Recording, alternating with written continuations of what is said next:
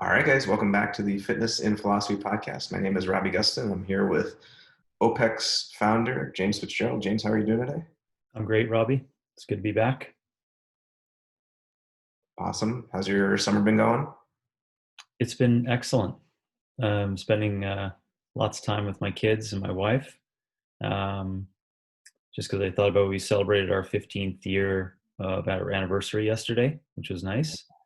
Um, and we're in a great environment where we can just go down the street and have a dinner together, and the kids are just hanging in the grass by the water. So um, I'm doing really good here, enjoying my summer. Awesome. Congrats. Yeah, thank you. Been together for over 20 years, and we celebrated 15 years of our wedding.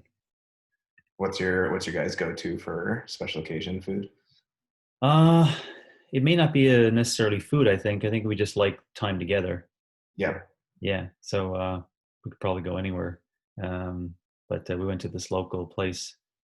It's called Olive and Vine, I think, which kind of tells you that they're just really, really steep on the wine selection and wine opportunities. But we don't drink, so it's Oh, so. But the food was still good. We had acorn squash fries as a starter, which were unbelievable. You just want to think about that. They were made really well with this spicy aioli, and then we had steaky frit, both of us. Uh, we enjoyed that. So, but the time together was even better.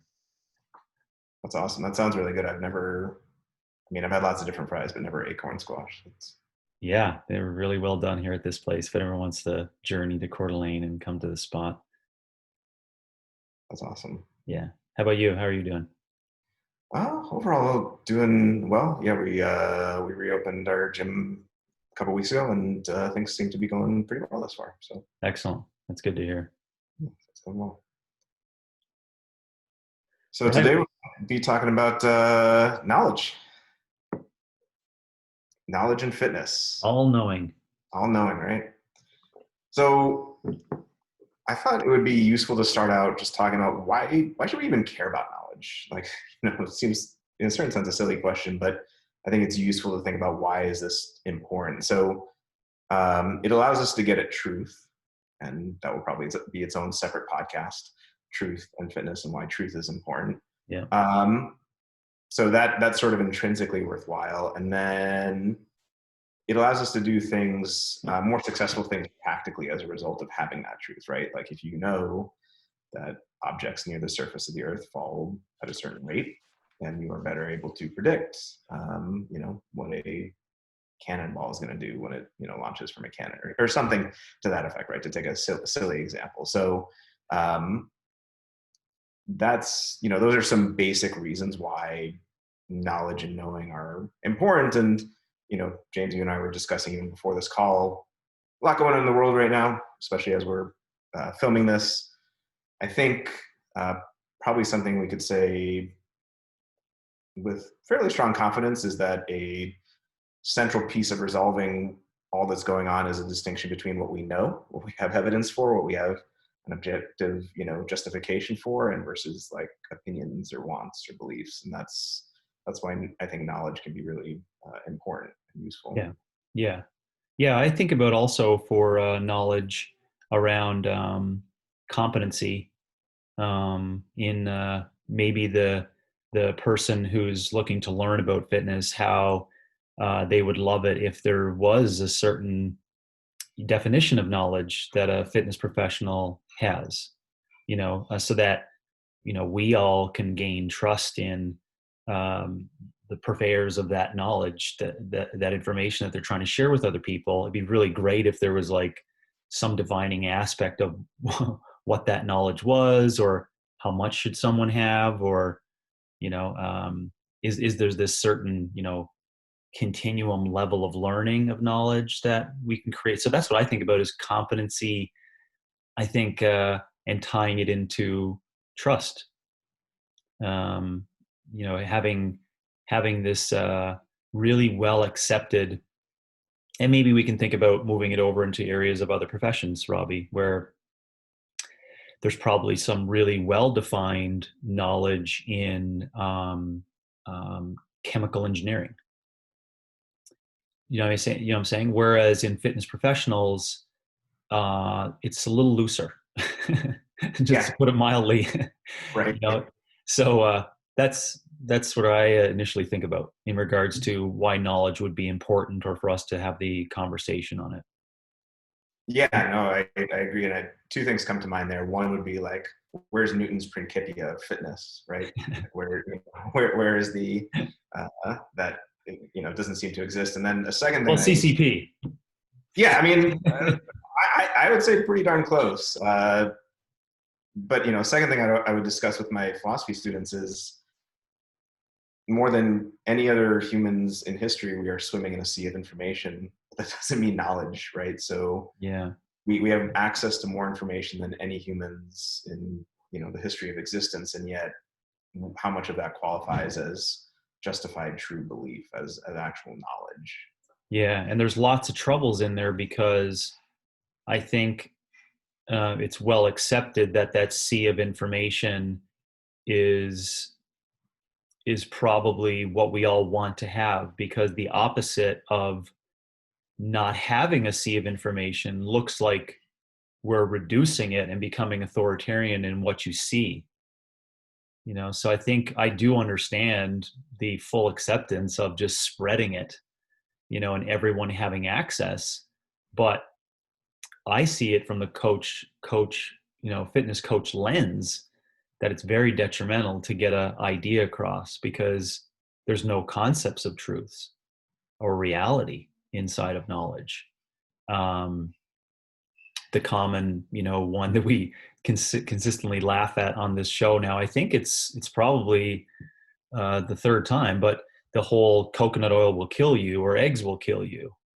It just seems to like wrap itself around in a news media cycle, depending upon, you know, what I'm saying? So, um, and that would be, I think, maybe an ultimate goal for us, Robbie, is to, towards the end of this call, move towards an area where you and I have shared some concepts that we can share with others, in which they have maybe a pathway now to get everyone up to a working knowledge, right? So that lead clients to the point where they go, just a second now, you know, my coach gave me these tools to think about what I know and what I don't know, and how to determine what is real and what are truths, so Right. that we can get to this good place, over time, where everyone really kind of knows.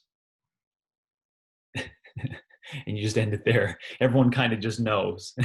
Right. KNOWS, you know. Yeah, no, I agree. And I think a couple of things come to mind. So one, like you were saying, there's always trade-offs, right? If we were, if it was just one central repository, it would maybe come off as dogmatic and authoritarian, and Yes. we want to let a million flowers bloom. But at the same time, like you were saying, in that context, it's very hard to know, really know what is true and what is not. But going back to your point about what coaches can teach their clients and even themselves, this is where, and we'll probably get into this down a little bit later on, critical thinking, right? This is, questioning things that you see just because a blog article said eggs are going to kill you, or things of that nature. Hmm. Can you do your own research? Can you think for yourself? Can you question assumptions? So Yeah, yeah. And to your previous point about the current state of affairs, that's a hard thing to do. That's a hard thing to do right now. It feels like I don't know how to describe it, but it feels like, anything that's discussed or what's happening is like tinder to a very possible, explosion of things. That's just my sense and feeling, is like it doesn't really feel like the okay time just to breathe and think about those things. right. It is. So I also just feel I need to say that too, so we can, there, I think that what I learned from that, and maybe you can correct me if I'm wrong, but there's timing to that. There's timing to it, for when you want to take some time to breathe and really critically think about those things. And then there's also times where you want to just feel it, and be a part of it, for what feels right, and don't take the time to critically think about those things. So that's something I think. Yeah. No, I think that's true. And I think, again, going back to everything comes with trade-offs. Critical thinking typically requires some sort of um, distance or abstraction, which can sometimes take away from that feeling in the now. And like the feeling in the now can be really great for like getting stuff done, but it can lose that critical element. But Yes. vice versa, that feeling in the now can also pull on critical reflection. So it's tough to know when to do what, but I would agree that Yeah, sentiment. that's a great way of explaining it. Yeah. So we talked a bit about why we care about knowledge. Let's talk a little bit about what knowledge is. And I think a good way to get into it that might just help people get a little bit of a grasp on it before we get to the philosophical definition is what knowledge isn't. So typical terms that we would use that are not knowledge, or at the very least, they're not enough for knowledge. So opinion, feeling, wants, falsehoods, obviously, guesses, traditions, assumptions, beliefs. Now, two things I want to clarify here. One, it's not that these things can't be useful in other contexts. They Hmm. absolutely positively can be. And it's not that knowledge is good and these things are bad, Yeah. but we're just trying to delineate what is useful in what context and what is not. I mean, beliefs can be tremendously important and maybe even more important than knowledge in certain contexts, but just making that distinction, if that makes sense. Yeah, because I think about sometimes the mental exercise that I go through of making opinions and assumptions and looking at traditions and what has been, that does help in like, figure out what is true and what is like the truth of something. So I agree with you. There's got to be context to that. But, um, and also just want to make the point too that I hope people are listening in that this is the way I would argue you should go about working on a particular topic to try to find some interest in it is like I've talked about previously in the way I do it in nutrition to bring that up again is that let's talk about keto and put it right next to knowledge. Okay. So I just want people to recognize how you just did that. It's a really strong way of looking at the minuses and the unknowns of that particular thing prior to just piling on all the pluses. Right. So we talk about, you got to really have all your house in order of your pluses and minuses and unknowns of this particular thing before you want to jam on it. So I just wanted to point that out, Robbie, for people listening, that it's a way that you can just actually learn from this to sit back and say, well, what do I know about knowing? Well, let's just sit back and say, well, what's the minuses of knowledge, or the opposites of that? What knowledge is not, I think is an excellent way to start. So thank you for that. No problem. Yeah. And thank you for your point. I mean, couldn't agree more as someone who gets the keto question all the time. I think, you know, context matters. Yeah. Neurodegenerative disease, crazy insulin resistance, have your ducks in a row and want to give this a try, BLGs and things like that. But getting back to the point of like knowledge has a context, keto can have a context. And that Yes. idea of it's Yeah. not that keto is wrong or right, it's just that all these things have a context and we need to be clear about where it applies and where it doesn't. Yeah. Yeah. Yeah. So with knowledge, some features, that philosophers are famous for endlessly debating things back and forth. So as soon as a philosopher hears anyone that I'm about to list, they'll say, well, I'm not sure. But just to kind of get started here, the idea with knowledge is it would be more objective. It would perhaps be more timeless, independent of any particular observer in time and space. To go back to the gravity example, gravity is 9.8 meters per second squared, whether you speak Urdu or French, whether you were born 2,000 years ago, no matter what religion you are, no matter what race you are, that's just objectively true. And something that we'll get to later is, in principle, one of the things with knowledge is like you could then come to those same conclusions yourself. You know what I mean? Like you don't have to rely on someone else. Someone with sufficient equipment and repeating the same test could come to that exact same conclusion. So there's something about this objectivity to it. Yeah. I don't mean to, I want people to hear your last point. If you can hit the 15 minus arrow back a couple of times, your last point on, because you hear me say it all the time, is like I'm being broad here, but the best program for people for autonomy and fitness and health has been written. it's been written and it's been executed and done like millions of times over, right? It's in front of us. But it's so hard to scrape all that, to scrape it and look over all of it.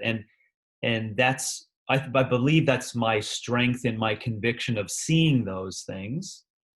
And now it's a challenge for me is to like explain it to people about what your last point is, that if there's enough of those things, regardless of you controlling all those things, and they all get to the same answer, that is clearly 9.8 meters per second squared.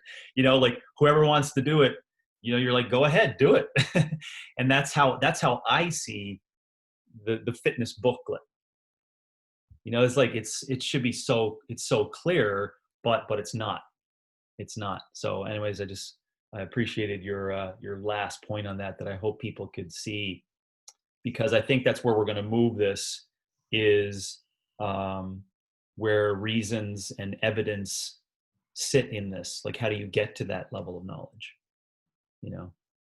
Yeah, and an intuition I just had while you were saying this, and this could be completely wrong, but it was just something I was just thinking. There are very few things that I could think of in physics that strike me as like sexy, or I want to believe them. But I feel like in fitness, there's a ton of that we would want to believe, or that's sexy, that maybe crowds out all that other stuff. So with physics, it's like, yes. I don't think anyone has a vested interest in whether it's 15 meters per second squared or 6. Like, Yes. It's not sexy to be one or the other. Yes. But six pack, well, that's sexy. You know what I mean? Like, there's that whole layer of stuff. Yes, so much of that goes into, I believe, just the maybe the cultural and social values we place upon the participation in fitness. I think that is what clouded a lot of it. Again, and inerring back to my thoughts on, moving and doing physical challenges because you can, as opposed to having that other reason to do it. Yeah, and it kind of goes back somewhat to that Upton Sinclair quote. It's hard to get someone to believe something when their salary depends on them not believing that thing. Yeah. So kind of that same idea where, if you are part of, any other forms of fitness, and it's like, well, this is the way, the light, and the truth. Well, when you want to believe something, that clouds out a whole set of objective truths that may be lying underneath, I think. Yeah. And so I'm sure you probably, I'm not sure if you knew you did, but you probably set me up for this with your previous recap, or sorry, your recap that you sent me prior to this, Robbie. But I largely think that this is why my commentary is always based upon the truth is always revealed in the training practice. Because in the training practice, what is underlying this whole participation is an observation of an organism's ability to adapt to a stress, to overcome it, to learn from it, and to persevere and create higher resilience. Right? So inside of that, there are truths which can lead to knowing. Right? So when you say we're looking for those truths, and when I say the evidence has been there for a long period of time, the evidence is inside of each person's training practice of overcoming physical challenges, because there's a biological system which, whatever you believe in, could be controlled by a cognitive element that says you're going to do these challenges, and there's things that we just will not allow you to do, right? We can't allow you to essentially control a 120-pound dumbbell, right? You just don't have the mechanical, you can believe it as much as you want, but you don't have the mechanical system to do it, right? So when you go through those physical challenges, my point being is that the iron, Henry Rollins' comment, the iron never lies. So you either can move it or you can't.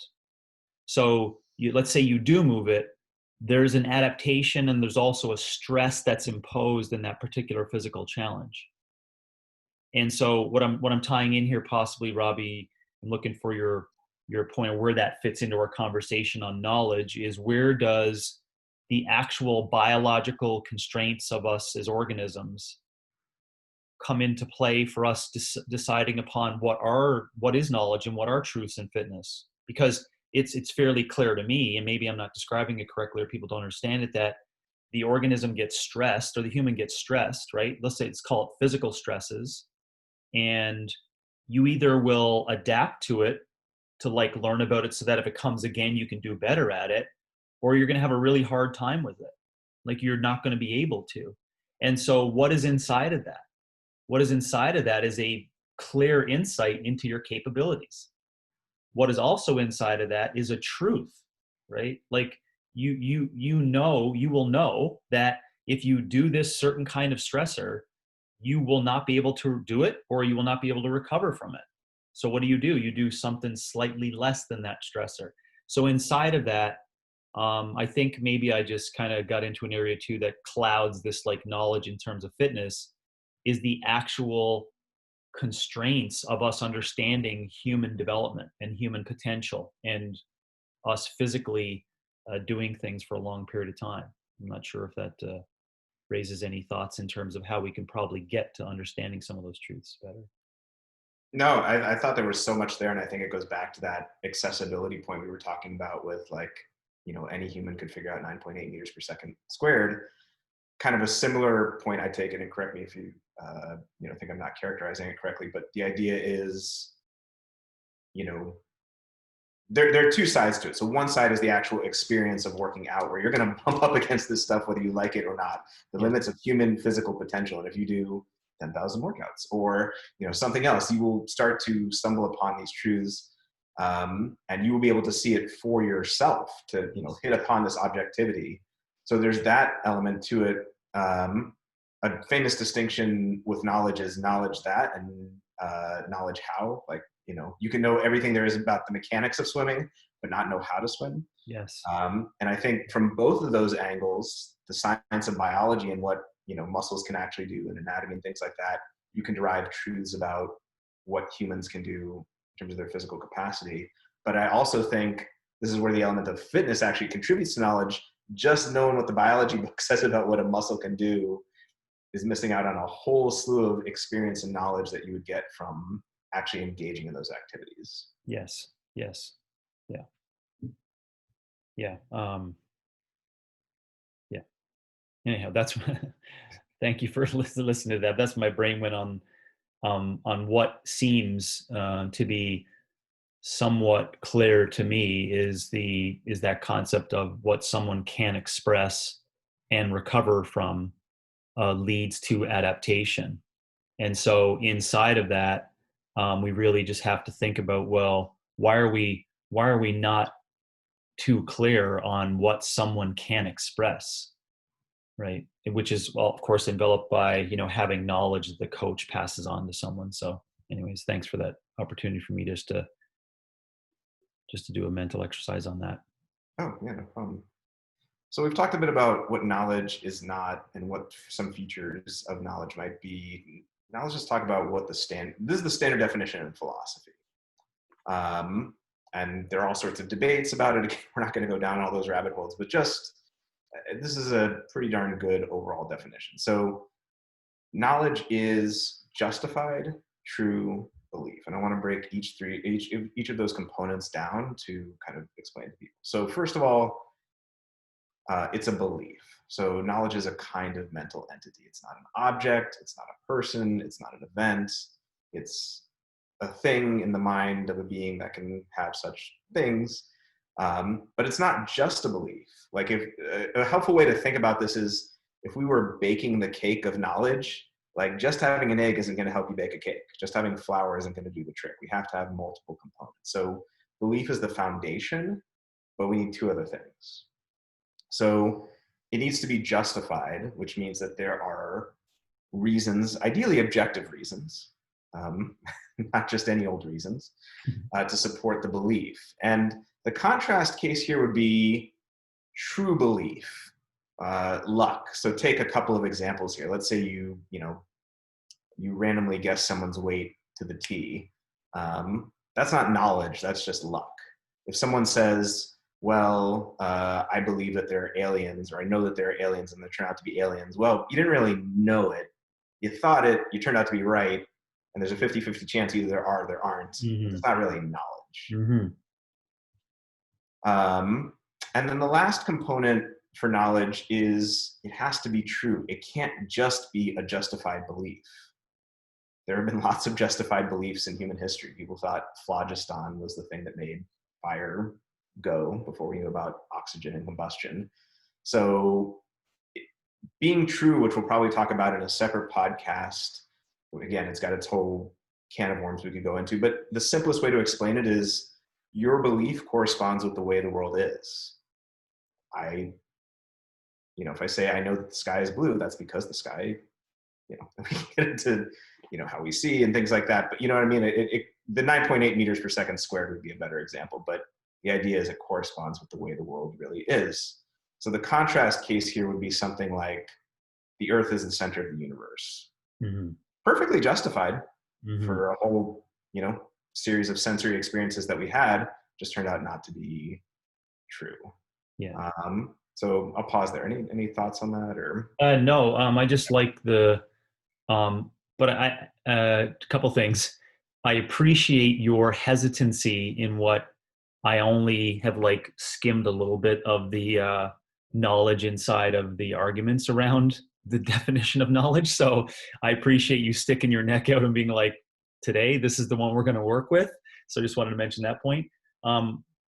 Also, and why that's just important for this whole conversation, again, on any topic, right? So like previously, we defined fitness, right? But was it the best one? We don't know, but we're at least taking a stab at the definition of that, just so we can wrap our hands around it for it. So I appreciate that. But I just wanted to lastly just mention, you gave another example of it's not that the sun rotates around us. And I think this was back to your point of the Earth being the center of the universe. Correct me if I'm wrong, right? But the reason why I think that story is interesting is that it offers this idea, this slight little sliver of idea that, which maybe upgrades this definition of knowledge, Robbie, is that there could be time that passes that does change our beliefs. Oh yeah. So because at one point in time, every person that walked this planet thought that the sun rotated around us. You know what I'm saying? So I just wanted to just make people think a little bit about that. And that's why I really do like the definition, because they have to have some real objective reasons inside there. It's not by luck or chance. That's a really, clear one that we can stick with before we get into studying it or looking at the concepts around knowledge. Thanks. Yeah, and this has practical effects, like when you discuss the topic of political philosophy, which I'm sure we'll get into at some point. Take an example of someone who wants to make a law that says that children should wear seatbelts. You can't just say, well, I think they should, or this random person told me they should. It has to be based on, well, there's objective, verifiable, repeatable evidence that they will come to harm if they don't. So this is, it's not just, this knowledge doesn't, or this definition doesn't just stand in a vacuum. It can be useful insofar as it can provide bits of evidence that everyone has access to that aren't just isolated to, well, this is my tradition or my belief or my opinion or other things like that. Yeah. Justified true belief. I like it. Another way to think about it, if it's helpful for people, is as cognitive success versus cognitive failure. So one of the things we try to distinguish knowledge from is feeling. Now, there's nothing wrong with feeling, and you sometimes hear things like, well, my feelings aren't wrong, right? Things to that effect. And that very well may be true, that your feelings aren't wrong, but something that can't be wrong can't be right either. Do you know what I mean? It's just a different class of thing that can be useful, informative in a certain arena, but it's not, it doesn't have a relation to success or failure the same way knowledge can. Part of what made Einstein's predictions so amazing is that they keep repeatedly getting tested. And not all of them, but a lot of them come back, 50 or 100 years later as true, even though they've gone through the gauntlet of, trying to falsify them Yeah. essentially. Yeah. And then I thought one other interesting connection that I don't know if you wanted to say something about, you do these great talks, the knowledge series, and I assume there's a reason for the name. It's not the opinion series, it's not the feeling series. Yeah. Thoughts on that? Yeah. I think there probably wasn't a well thought out plan that went into it, for the naming, to be completely honest. But it's interesting that up until you just mentioned it, I never really thought of that. But as soon as you said it, um, I don't know if we can use that as a catapult to the future aspect of why knowledge fits inside of fitness. But um, I saw it as a missing piece of conversation in fitness, right? So what I see is fitness and philosophy here. This is a more grander vision of what I had, right? A place to have conversation on particular topics in fitness and thought, and where cognition and thinking and critical thinking comes into the whole big picture, because I think that's a really missed opportunity, I believe.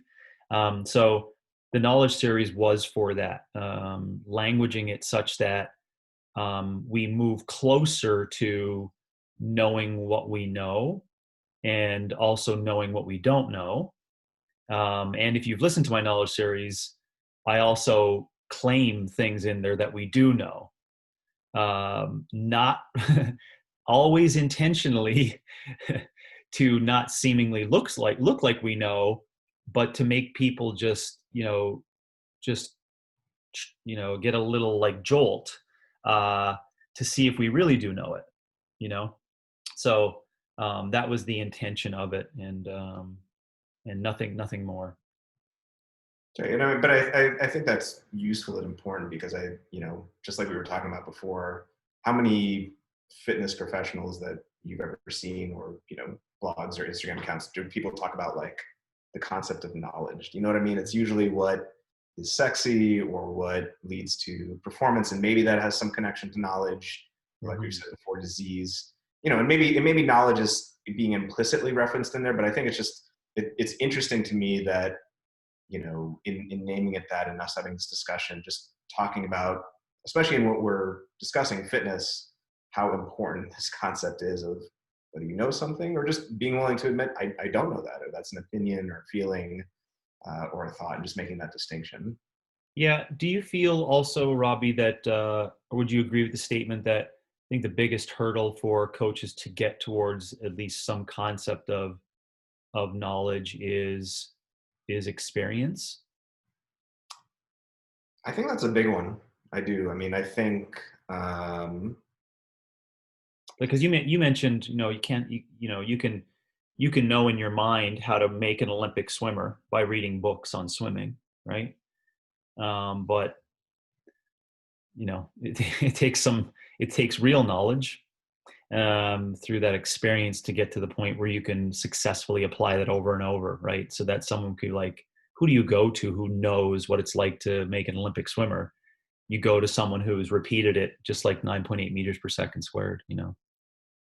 yeah, no, I think both as like the coach, as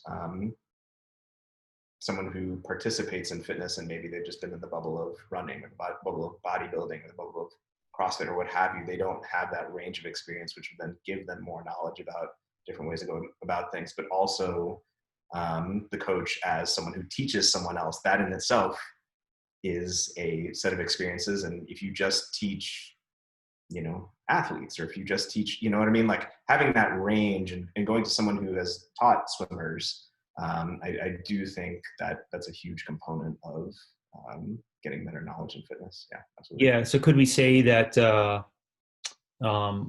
this is my belief, and so just so people don't know, it's not, I know that I'm biased to this, but it's the person's, and that's why we call it experience on the front end of CCP. Like, coaches have to go through the movement experience, right, and be assessed and do their own stuff. And what I'd love, is for people to show up to CCP and have years of thousands of opportunities to experience fitness. To your point, they're doing it themselves, right? So would you say, are you saying the same thing, just in different words of way I'm trying to clarify that, is that it takes that personal experience first before they get to also experiencing it with other people, that leads to this like level of knowledge that's um, not only convenient but great for the current time. Yeah, no, I would totally agree with that. And as you were saying that, I thought of a contrast case that may be useful. In physics, there's a distinction between theoretical physicists and those who do the experiments. And Mm. the theoretical ones just kind of take what the experimental guys do and they do some stuff with it and come up with these grand theories. And maybe there's some overlap between the two, but there's more of a distinction. But I wonder if in the very nature of fitness, you can't just be the theoretical person. You know what I mean? Like there has to be that, there's something about fitness where there has to, in addition to the theoretical side, be at least at some point, um, that heavy dose of experience. I personally think. Yeah. So I'm not to mar that down, but that may be answering my question of, I'm not sure if you're agreeing with that, but it does take a significant amount of experience to get to a higher order of knowledge within fitness. Yeah, no, I 100% agree with that. Yeah. Okay. Cool. So the last thing I wanted to mention before we get to the actual main discussion is just in philosophy, there's a branch called epistemology. This is the study of knowledge. And if you break it down into its component terms, like we did with autonomy, episteme would be knowledge, logos is an account of. So we're trying to give an account of knowledge. And this branch of philosophy asks questions like, what is knowledge? What is it characterized by? That's what we just tried to get at. And then these next questions are ones that I think are going to be really relevant for our discussion today. Epistemology asks questions like, what do we know? How do we know it? What are the sources of justification for what we know? And how do different types of knowledge differ, like moral knowledge, scientific knowledge, things like that. So we can essentially ask those last four same questions with regard to fitness. We're going to take justified true belief as just the definition of knowledge for today. And then we can ask, well, how do we know what we know in fitness? What are the sources of what we know? How do we justify that? And how does knowledge in fitness differ from other types of knowledge? Yeah, I took that down as notes when you were explaining that for the study of it, and I'll refer again back to the words I used earlier here, that we know what we know in fitness based upon what I said was two things: experience and the biological systems of adaptation. So because fitness I'm not saying this is the only area in which what fitness does apply. We may need to go back to our definition of fitness, Robbie, and you can hold me to that to ensure we're in the right direction. But um, there's so much inside of the stress and adaptation of a person, and physical stress and adaptation of a person, and how someone reacts to that stress, and how they overcome it and adapt with what I'm just calling biological principles of, like, when you're 5 years of age versus 16 versus 39 versus 89. All of those things cover and roll over it to make it individualized, to come up with how we know what we know in fitness, as the base support.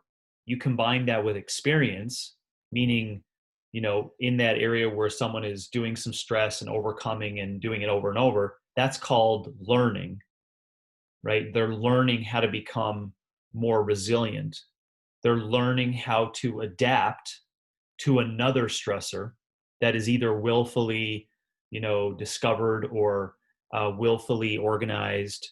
And it's the combination of those two things: the experience that someone either has done or is doing, and the actual topic of max physical potential, or what we call potential of a human with biological constraints. that's how we know what we know in fitness, in my opinion. And I don't even know if it's in my opinion, but I'll ask what you think about that. No, I agree with that. I think it would be one thing that might be useful is to maybe dig down a bit deeper into like the nitty gritty of how that works. So, for example, in Mm.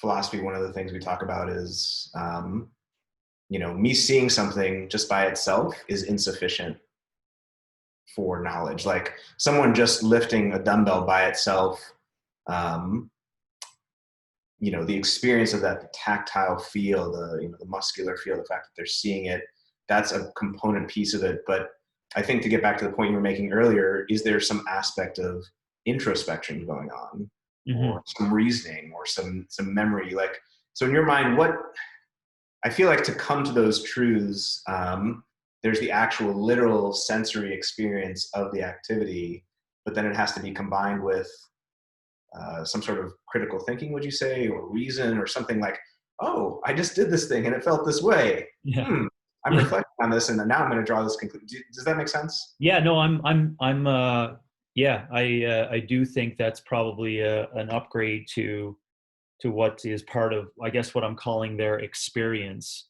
is that inside of that, I'm making an assumption that when someone, any human, deals with those physical challenges, there's probably even autonomic systems at play in regards to how they deal with those stressors. So yeah, I'm pondering on that because I'm not even sure if someone's senses have to be heightened in order to figure out that they can't move an object. I'm just trying to think of, let's take the bicep curl and let's make it like, post Cambrian period, and be like, you got to move that big thing out of the way because you want to investigate what's in the cave, so that you can eat. Right. And you're like, I can't move that. What. And so to your point, are people like, ooh, what's that feeling that I have going on in my arms? Right. Why can't, I mean, I see this rock. I know I need to get that food. Back to your point, um, where I'm afraid to touch on that is, I guess, this whole notion, like we discussed previously, of really incorrect intentions inside of fitness. That people are not connecting to being open to this idea of like, oh, I can't lift that now. What's the reason for that? Or, why am I even trying to participate in that movement challenge? So I guess that's where I'm getting kind of lost in, is I'm assuming that folks are just going to have incorrect intentions of trying to figure out why they're moving that. So that's why I go back to like point in time where there was no such thing as fitness or bicep curls. And then I say, well, what's inside of us that allows someone to deal with the fact that they can't move that rock? And it's like, oh, that's interesting. And then they try it, on another day, and they're like, ooh, I think I budged it this time. And that's the learning. That's the point. Oh, something happened in that previous experience that connected me to recognizing that it's that repetitive action of pushing up against my own limitations that allows me to learn and overcome this perceived stressor. And the stressor is the rock that needs to be moved to get the food that's in the cave, right? So what's the intentions? Well, the intentions are, I need to survive, right? So I need to eat, right? Or maybe I want to have that cave as well because it looks really nice, I think, on the inside, based on me sticking fire in there. Actually, I'm not even sure if fire is around at the time. It's besides the point. But you get my point. I've learned about, it's like, and then a week later, I come back, it's like, you're like, oh, there's that fucking rock again. And you do it, and it shifts this time, right? And why? Why is that the case? Well, I would assume you've now are connected all these data points 5 times of like, oh, I shifted that rock, I overcome, I learned about it. And this is what I'm saying, Robbie, with that experience, is that, and I guess this is what it may come down to: does a coach need to have that knowledge, or can a human just come up with this, where they just experience physical challenges and then they go, oh, interesting, I can't do that 5 times. Why is that the case?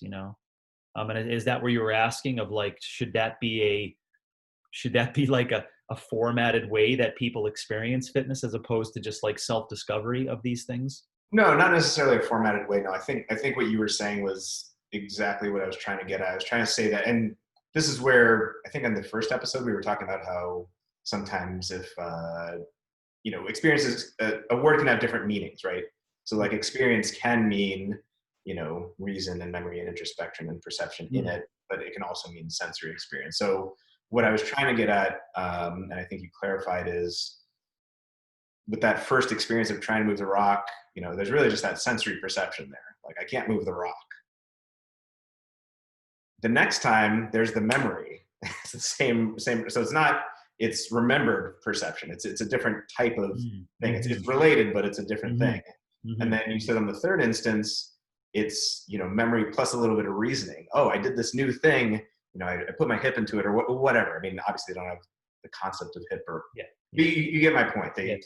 shifted in a certain way. The idea that um, there are these different elements that go into how we acquire it, and the sensory bit is hugely important, but it by itself isn't the only component, I guess. Yeah. Yeah. And I just, and I know how challenging it is for any coach listening to not see where that plays a role. But I really do think that this should be a catapult in critical thinking for the coach to be like, well, how do we set up the environment such that people can learn about those examples and not get hurt, but learn about those examples where they can gain knowledge by experiencing.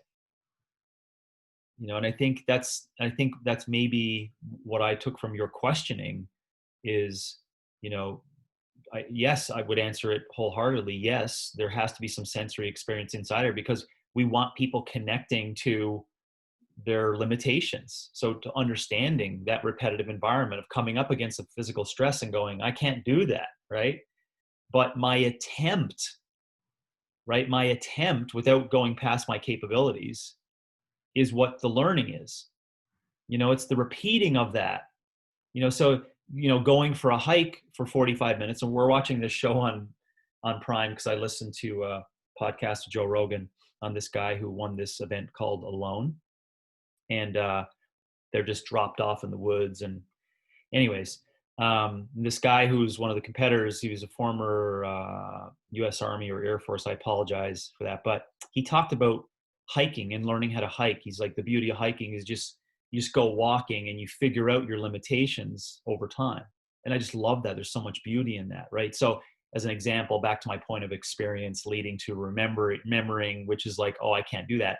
It's like when you go hiking for 60 minutes, you may hike for 65 minutes and all of a sudden your heel starts to develop a spur or like a little, thing now, right? And now you're like, I can't hike for 66 minutes, right? But that's a learning. So what happens the next time? Well, maybe you hike for 85 minutes. So you see that there, like that's experience as well. It's the same example of, pushing up against the rock. But my whole point is that how do you gain knowledge? How does a person gain knowledge, right, of this, what I believe is this free opportunity to learn about what our limitations are in physical potential and physical expression, is to actually experience it. You have to walk for 65 minutes to know, oh wow, my boots are not capable of supporting my feet and creep happens, right? And I get wear and tear.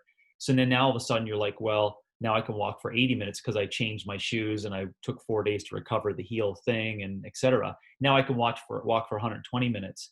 So what is happening inside of that? And I apologize, Robbie, I'll stop after this. What's happening inside of that, my belief is there's knowledge being gained in that experience. You see that knowledge of what is the stressor. 66 minutes was the first stressor. It's like you don't have the capability, to go beyond that. And then now there's this knowledge gained in what I'm calling principles of what people can do in fitness. And that's how I think that's the base support, I believe, and how we should figure out. And where a coach sits into that, you're basically just guiding someone, safely to experience those things. So they go, oh, interesting. I can't do 66 minutes. And you're like, isn't that fascinating? You know? And what that's doing is that it's creating an increase in knowledge for the person. It's becoming self-evident. So that's why I spoke about a certain level of experience needs to be inside of it. And there are constraints individually of biological systems that will allow people to learn about those things. You know, up to 18 years of age, you may not have the faculties to get to the point of reason, right? Like the hip thing with the third rock try, you know, you may not even have that. At 25, you might now. Now you're like, okay, this is exactly it. So how do we know what we know in fitness? I think it comes down to the principles of stress and adaptation. And I think it's an excellent point. And I think it goes back to one of the questions we were mentioning earlier about how do different types of knowledge differ. You know, you don't learn about logic and math via experience. Now, of course, you're taught it, and that's a form of experience. But you know what I mean? Like, you could be a master of math or a master of logic or even a master of theoretical physics without too much in the way of experience, running experiments or doing certain things. But qualitatively, with fitness, I take it what you're saying is that, you know, the way you characterize it is as the base support, and there's some type of unique knowledge that comes from the experience of bumping up against these things that you can't do, some self-knowledge that comes that you just cannot obtain from a book. And while a book is, you know, important, and we have them in fitness, I guess to take a contrast case with theoretical physics, like if you think back to your AP physics course or your physics course, like you read about this principle and then you do the little experiment and you're like, oh, it's interesting, it matches the book, cool. But it seems to me what you're saying is fitness isn't quite like that. It's like the opposite way around. We get all the book stuff.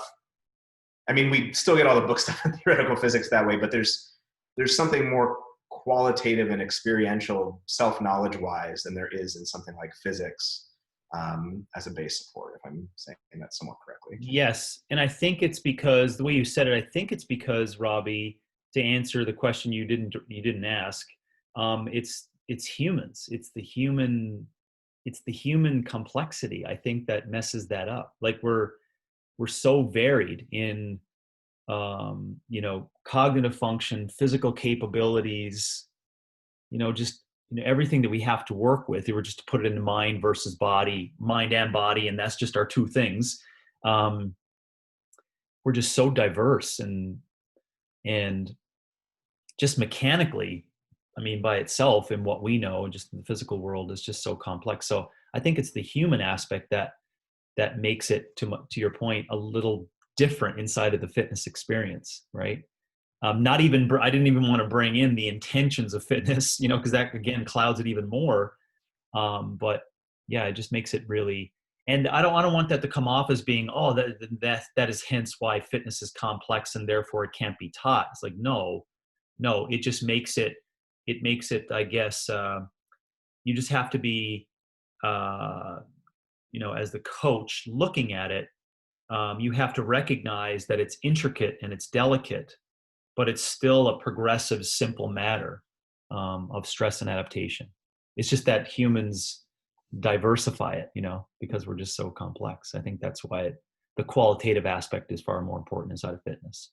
I think that's right. And just thinking of another contrast case as you were saying that, like when you do the experiment in physics class, it's not, what am I feeling inside as I'm viewing this? Like you're seeing that thing outside of yourself.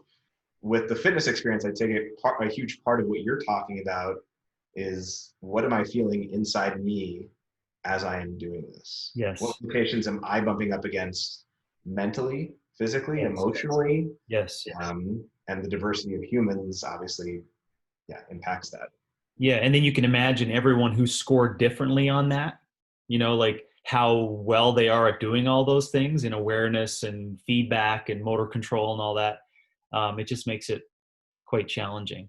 But still the base is that it has to over time become self-evident.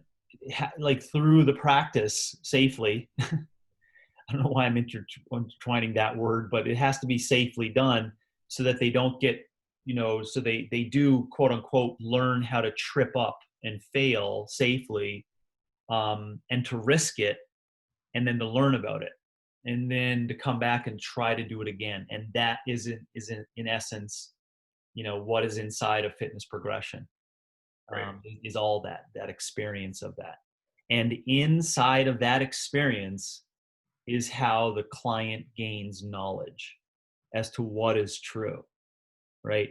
I cannot lift 500 pounds, right? They realize over time that is a truth, right? But now we're digging into that statement, right? It's like, well, how do you know that to be true? You know what their answer is?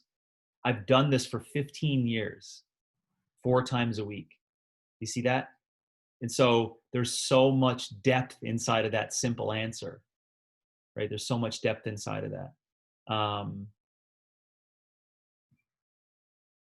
Yeah, experience and what that looks like is really going to lead to how we know what we know inside of that. So are we saying there, Robbie, because I'm still thinking about your point, which is a really good one on, reading a book on swimming and teaching how to swim versus, how many reps are necessary to get knowledgeable, or how we know what we know in fitness. Um, are we coming to an agreement or a point of consideration on that in fitness around experience and the depth of it or the amount? I mean, I don't know that we've come to an agreement on the amount, but I think we've definitely, if we didn't already agree, we certainly agree now, or at least I think we do, um, that there's some elements of qualitative experience that cannot be reduced to the book element or the informational element. The famous examples in philosophy that I think initially when we connected on this, Nagel, what is it like to be a bat, or Mary and the color room experiment. Mary can read. So there's a famous experiment in philosophy, thought experiment, where Mary reads. She's the foremost color scientist in the world, except that she lives in a black and white universe. So she has zero sensory experience of what it is like to see colors, but she knows everything about rods and cones and light hitting certain things and wavelengths. I think all of us would say intuitively, and this is the point of the experiment, that Mary has a good book knowledge of colors, but has zero knowledge of the sensory experience. And with fitness, you can say a very similar thing, but even perhaps more emphatically, just because I take it, as you were saying, that the experiential part is just so crucial to what we're talking about in fitness. It's not just a piece or one other piece. It's like foundational to the whole thing. Yeah. And what that makes me think about is, personally, what I'm still going through, in my practices of physical fitness is that I'm learning about currently, what it's like as a 46-year-old male with 2 kids in Coeur d'Alene in the summer after 10,000 sessions since I was 18. I'm still learning. There's still experiences in my physical practice in which I can't, it's creating, deep color to the book. And I could not have possibly read about that when I was 22 and know it. Right. So it kind of, maybe you can help me there, heal me, because I'm having then a struggle with, when does it come to the point of what is enough knowledge through experience that allows someone to teach fitness? Because what I was just considering up until this point in time was the client's experience, right? And I think this may be a point for us to talk about the coach knowledge versus the client's knowledge. Right. And this is where I'm a little, because I was just thinking myself as a client, right? Myself as a person experiencing fitness. Right. I'm still learning things, right? That's helping me, do the best story of fitness for me when I'm 50 and 65 and 70, right? So I'm still learning about that. But to my point, I can't, when I was 22, I could read a book on child rearing and relationships, but now after 15 years of marriage and 2 children and me working out for the 10,000th time, there's something rich about that. So I'm not sure if you could alleviate my pain on, the eye-opening thing that I just came to is that, of answering the question, well, how much knowledge does a person have to know before they can, spread it to others, if we believe there is a significant amount of personal experience needed in order to do that? I'm not sure I can alleviate your pain here. The answer is I don't know. I would go back to something like, famous experiments in philosophy, the ship of Theseus, or at what point after plucking out how many hairs are you bald? I don't know that there's a set point, but thinking about our last conversation about virtue, I think it could be something similar with like the virtuous person, where there isn't like at one point where like the person becomes truly and completely virtuous. It's a lifelong practice, and it's a continuum. Mm. And I think just the same way that you right now have way more knowledge than at 22, 40 years from now will have way more knowledge than now. Now, but you do bring up an interesting question about we don't of course just want to say the person who has slightly more knowledge than someone else is there in a position to coach someone else. That I Yeah. think we would agree to. So it can't just be like, oh, I'm just slightly in front of you, so I can coach you. It needs to be something more, but I don't know. Yeah, I don't know what that exact demarcation is, but I would at least start the conversation by saying it's very much a continuum, not a point in. Yeah, because I mean, just think about this. We want the fitness coach to deal with everyone on the continuum, right? And we want the meaning from like age 4 to 92, right? Because we all think we got things to share with those individuals or principles. Um, Yet we're afraid to say, really, that it takes a certain chronological and biological age before you can like expose, give out that information because of enough experience is gained so that you can teach others. So that's just what I'm trying to wrestle with there is I even hate when people ask me those, try to get those absolute answers, but like it's very hard for someone at 23 who hasn't lived to do life coaching to someone who's 52. Right. You know what I mean? So where is the knowledge coming from for the 23-year-old? Because they have all the competency from the books, So I'm just trying to think of that definition of what is the definition of success in that, as to how much, like, is that really knowledge as to what that 23-year-old knows, right? As to what's expected. And this, of course, is the big challenge inside of fitness, because so many people can do it and so many people can teach it. But now we enter into this conversation around how much knowledge should the coach have and what should that knowledge entail. I'm having a hard time, not coming up with an absolute living and physical experience score. I don't want it to be like, oh, you're 23. Oh, well, you should only coach 22-year-old or younger because Right. that's the life you've experienced. You know what I'm saying? Yeah, no, I know exactly what you're saying. Okay. I mean, this is probably a so-so hand-wavy example, but I think one way we could maybe get a little bit of purchase on this is one thing I was thinking of as you were mentioning that is, do I personally think that let's say a 26-year-old person who just got their MSW or their LCSW, a social worker, could help someone who is 52? I do. But maybe it's in a different way. I think you're absolutely right that, there's this experiential component that the 26-year-old person just completely lacks compared to the person who's had kids and has been married. But by the same token, the 26-year-old person does have some book knowledge and relative concepts and techniques that maybe the 52-year-old person does not have access to through their experience that can help them get a better sense of their experience. So that maybe gets us into another question of like, what's the interplay between the experiential component and the book knowledge component? Mm-hmm. Yeah. So Yeah. that's the I thought. think what I thought about in there that could help my thinking on it, is what I call the technician, aspect of coaching. technician before craftsperson before master in that loose ideal order, is that in the technician aspect, you are, younger, most times, absolutely. Um, I should say in chronological age, you're generally younger, um, in most cases. And we forget to remember that those, to be strict in just the ages, that 23-year-old could be working with, 26 other humans above 50 years of age. So we forget that it's that coach and client connection that could actually raise knowledge, right? Raise knowledge for the 26-year-old coach, because they get to, what I was just thinking when I was back in Calgary, and I was late 20s and into my early 30s, I worked with everyone, right?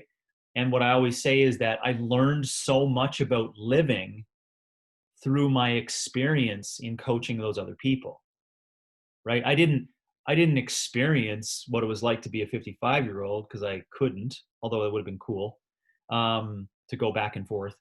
Um, but from listening to their stories, I gained knowledge because of my experience in coaching, if that makes sense, Robbie. So I think there's this, not only a personal experience that a young coach needs, just for this conversation of recognizing like what is knowledge and what do you actually need to do to be able to have enough knowledge to help someone. It's actually listening really well, and listening to that entire, audience that has had experience. And that's how you're gaining experience to come up with some answers to what is true and what is, what your knowledge level is. So let's put it into two simple buckets: a 26-year-old who has one client versus a 26-year-old who has 80 clients, right? Of varying degrees of living and experience in what they look like and how they live and how they have lived. I would say that the knowledge absolutely is significantly higher in magnitude of the 26-year-old with the 80 clients. Oh yeah, 100%. 100% agree. And qualitatively, that knowledge they get from actually engaging in fitness activities is a very different type of knowledge than the knowledge of sitting down and listening to the person and gaining the experience of interacting and programming with them. So Yeah. both very important, but very different types of knowledge. Yeah. And I thought about, cause I was just thinking about too, being a mentor to some young coaches, and thinking, some coaches ask me, should I go to this course because I want to know more about this? And I would say, you're at the point in your career where I think it's important for you to go. You won't learn anything, but it'll validate what you know to be true. So that's you could see that's inside of that story that may be helpful to some people who are now past that point in time where they're even questioning what their knowledge is. And you know will there come a point where they know what they know and they know what they don't know? Yes, there is a point, and you'll get to that through experience also. And then as you do that over and over, back to our initial example, it'll come to this conclusion of 9.8 meters per second squared. It's all the principles will unfold there. Right. And I think that brings us to a question that I wanted to ask you and kind of see what your thoughts were. So we've been talking a lot about how we acquire these beliefs from fitness in the first place. So in philosophy, there's distinction between the acquisition of knowledge and the justification of knowledge. So I was wondering if you had any thoughts in fitness. People talk about a lot about randomized control trials. Well, those have only existed for, the past 100 years or so, textbooks, coaching practice, like going to a seminar, like you were saying, and having your beliefs validated, perhaps. Where does in your mind, where does the justification for what we believe come from? Is it just experience? Is it, what are the sources of justification? Where do we acquire justification for what we believe in fitness? Yeah, I think, not to sidewind it, but it's tough for me to come up with my general answer to that is that, we just really haven't defined what a journey is in fitness, I think, yet. And that's why I have a hard time in saying how we justify what is inside of the fitness experience. Um, so if we, I'll be blunt on it, and then you can say, well, that's not.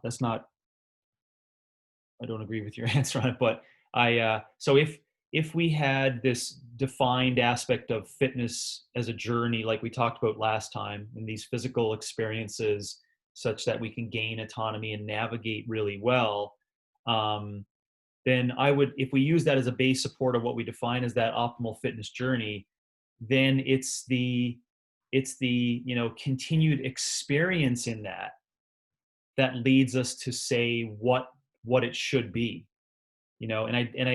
and that's why, Robbie, I always have a really tough time with, especially, looking to evidence to support what is the right pathway for fitness experience, because in my opinion, and it's just for brevity's case, I think it's archaic, because what's inside of what we're looking for inside of those randomized controlled trials or evidence inside of fitness experience generally goes off with the wrong intentions. Their proxy is what is going to improve performance or not kill people, right? And so what can you learn from that, right? What you're going to learn is just how to make people overcome their capabilities sooner than what they should, or it's going to pull them out of a really shitty lifestyle to get them back to zero. But that's not what we should use as a base support that justifies our actions in fitness experience, right? So what do I look to? I go back to just being in the trenches for a couple of decades, going, time has to be inside of this. Meaning, if you're doing something for a couple of years and you can't maintain it, that's probably whatever just happened there. That's an N equals 1 of what you shouldn't do in fitness. You know what I'm saying? Because why? Because I'm defining fitness as you being able to do it forever, right? So if you can do it forever, then that's the answer. That's the answer to it. But what limits us on that, Robbie, is there hasn't been enough time dedicated to the practice. Yet, back to my original point, when I scrape all of the experiences and speak to people who are 75 and say well, what did you do as your physical expression? All the principles just get pulled out. They all did things that allowed them to gain enough resilience to just keep moving forward, but that didn't pull them away from reaching their maximal physical potential. So that's where I go with the, what justifies this, what justifies what we should be doing in fitness. No, I think that's super interesting. And I think that's one of the reasons why it's so interesting to philosophically discuss something like fitness or another area of, endeavor, because you get to kind of the nature of it. So, I take it what you're saying here is that, unlike maybe some other areas of investigation, fitness isn't necessarily a set of propositional beliefs to be justified, by such and such, this randomized controlled trial, but rather it's an experiential journey, and there's no way of gaining that propositional knowledge outside of the experiential journey, essentially. Yep. Yeah, I'm talking about a million different opportunities. Yeah. And they're all different in absolute levels. Million different humans with million different opportunities of million different absolute levels. Right? So how do you put that into a study? It's impossible, especially if your intention of the study is to go, well, what makes these people unbelievable humans? Or what can we learn from these people that won't kill them with this disease? Instead, why don't you just ask, what are these people doing as day-to-day practice that leads them to this virtuous idea of fitness forever? And I'm saying that the limitation is time, along with, of course, our incorrect intentions as to why we're participating in physical challenges. So I think that, this is ironic, but it's a lead, and it may not be out in our episode, but my next knowledge series that I'm going to do is to talk about just those two areas of evidence versus experience. and where fitness fits into that, and et cetera. But yeah, I'm recapping on that. That I think there's so much to what has already been done that's apparent and obvious, as well as our incorrect intentions on what we should be doing in fitness, as well as we really need to change up the model of evidence and start asking more questions of, what have people done that made them extraordinary physical potential individuals, forever. Why don't we ask that question? And I would hypothesize that what's going to be inside of the answer for that in an evidence, randomized controlled trials over 40 years, let's say, is that it's not going to be that sexy.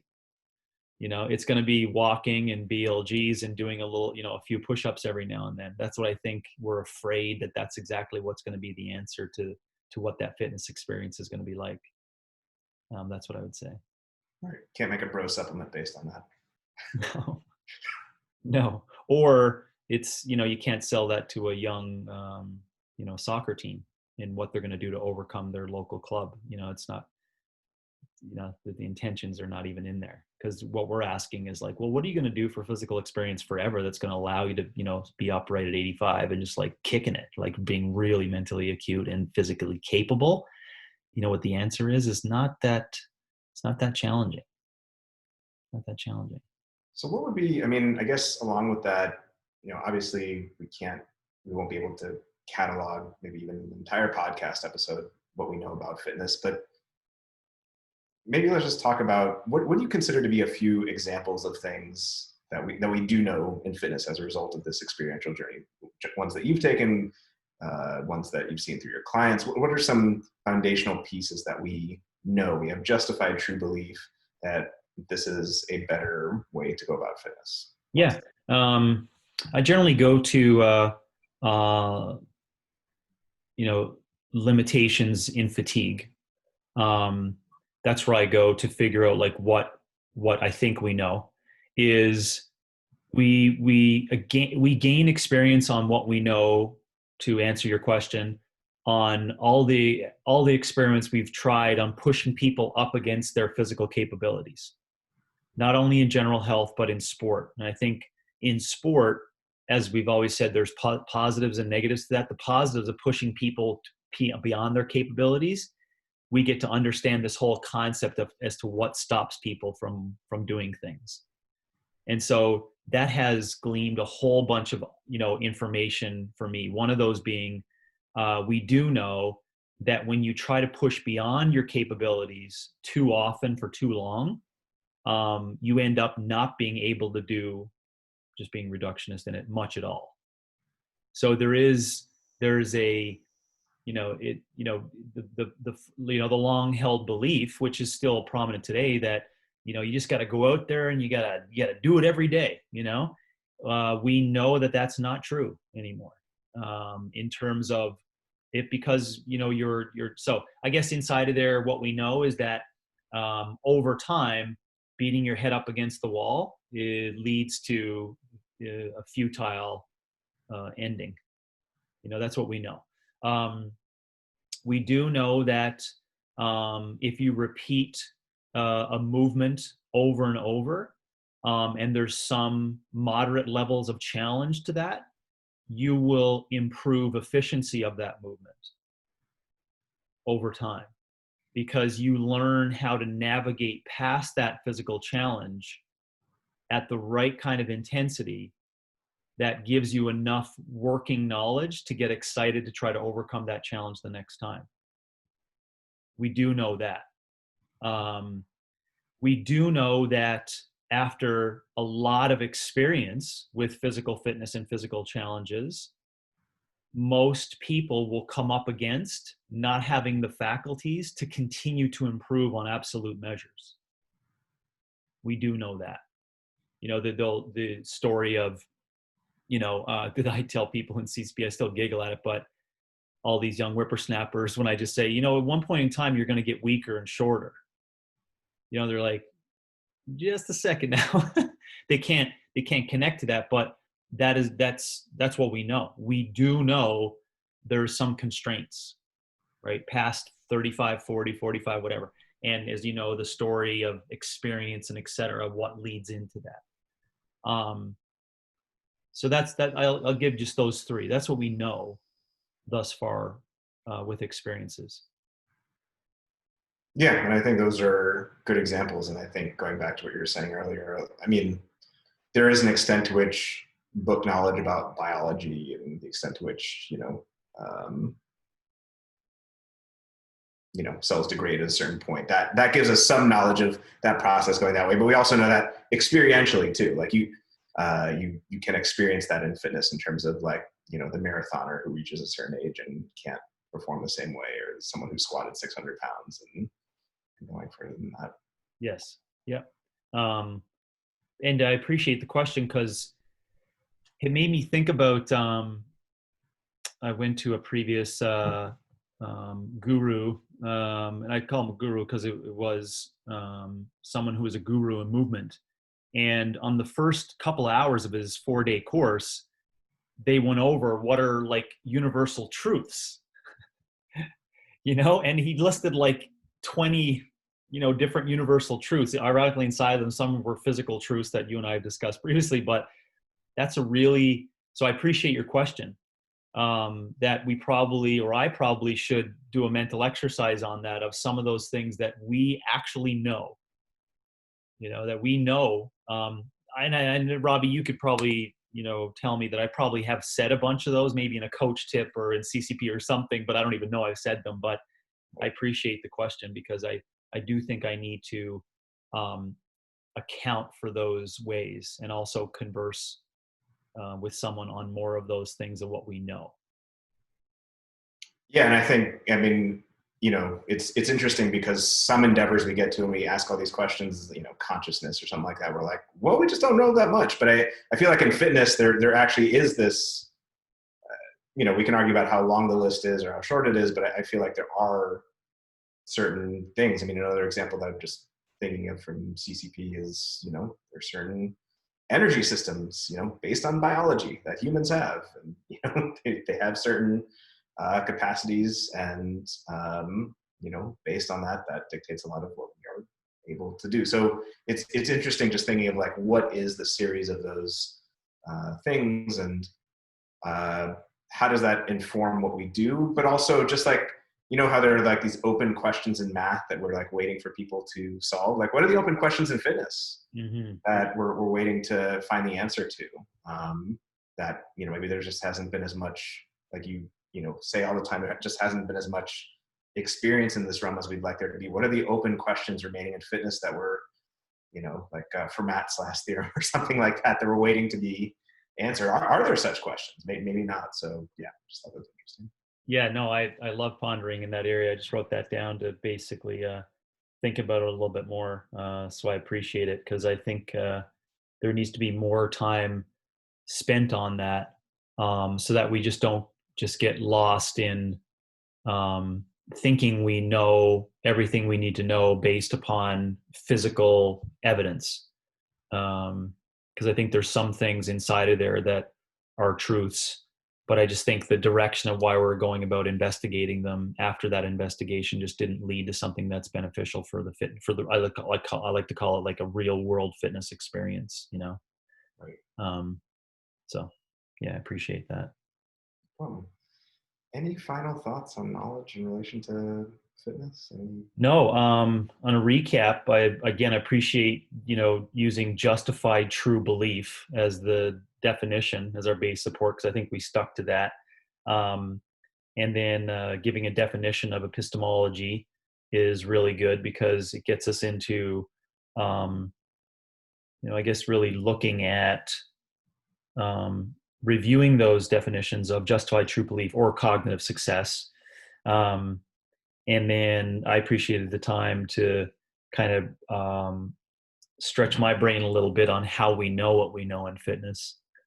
And the lesson that I learned from it in the conversation today was that the physical world constraints and the physical laws still have a big part to play in how we determine what we know. It's just that the human experience of it, of development and capability, and all those things, just make it challenging. Yeah, Yeah, to decide absolutely. upon what we know. And then, I mean, one thing I thought of, just because I mean, I've been a coach for a while now, but certainly have plenty of time left to go and experience. But as something that stuck out to me, we mentioned at the beginning, maybe we could help coaches get a better sense of like how to figure out, how to gain more knowledge in this space when there's all these different things. And one of the things I heard you saying that I really appreciate, I think a lot of coaches, myself included, as well, oh, what about, this seminar and the other seminar and the other training? And they can all be helpful. I mean, CCP has been tremendously beneficial, but I hear a lot of what you're saying being like, you have to go experience these things. You have to, that is just a foundational piece. If you want to acquire this knowledge, seminars and knowledge and book learning are great and important, but the experience, both of the physical activities like CCP experience, but also coaching is crucial. So Yeah. interesting. Yeah, awesome. I'm glad you heard that too. That's a big mission of mine. And not, just so everyone knows, I'm still struggling with if it's a healthy bias that I have, but I still want coaches to keep going out there and knowing what it's like to do a cartwheel, and experience things. Like just keep doing it, and do it for the right reasons of that experience, and that's going to lead you to knowing things. Even and on that last point too, I think that I didn't see this coming, Robbie, but we probably could do a better job of it in the future. Is when it is the case, maybe we can put it into a coach bucket and a client bucket for knowledge. Oh yeah, Because I absolutely. think those are two big categories, and knowing that our audience may most likely be someone who's, even if they're not in a coach shoes, they're thinking, well, how do I gain knowledge, or what's your definition of knowledge that allows me enough confidence to go out there and help someone else. I think that may help us in the future, because getting into what a client should know as you go as we know, gets fairly deep, based upon intentions and fitness and autonomy and et cetera that we've previously discussed. So And there's a whole slew of things that I mean, correct me if I'm wrong, but there's a whole slew of things that they just don't need to know, exactly, uh, that's a that whole just aren't relevant. that's Um, yeah. See, that's the big one right there, is knowing enough, um, and just jamming on that. Like what is enough to know for a client to live a really fulfilled life through fitness. What is enough to know? Yeah, that's a good question. all right, well, that was I enjoyed that one. That was a good discussion. Yeah, thanks, Robbie. Appreciate it.